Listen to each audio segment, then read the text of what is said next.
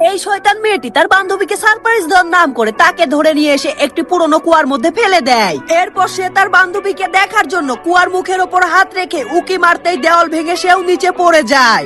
এরপর এই মেয়েটি উঠে দাঁড়ায় এবং সে কুয়ার মধ্যে থেকে বের হওয়ার জন্য তার বান্ধবীকে বসতে বলে এবং সে তার বান্ধবীর পিঠের ওপর দাঁড়িয়ে কুয়ার মধ্যে থেকে বের হওয়ার চেষ্টা করে, কিন্তু সে আবারও পড়ে যায় এবং ততক্ষণে রাত হয়ে গিয়েছিল। এদিকে এই শয়তান মেয়েটি শীতে কাঁপছিল এবং তার বান্ধবী সাহায্য পাওয়ার জন্য চিল্লাইতে থাকে, কিন্তু সে দেখতে পায় তার বান্ধবী শীতে কাঁপছে, তাই সে তার জ্যাকেটটি তার বান্ধবীকে দিয়ে সাহায্য করে।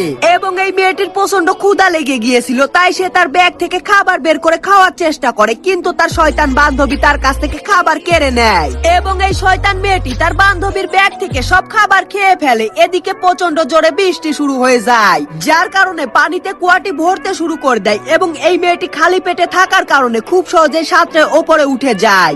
এবং মেয়েটির বান্ধবী খাবার খাওয়ার কারণে তার পেট ভর্তি হয়েছিল, তাই সে ভালোভাবে সাঁতরাতে পারছিল না।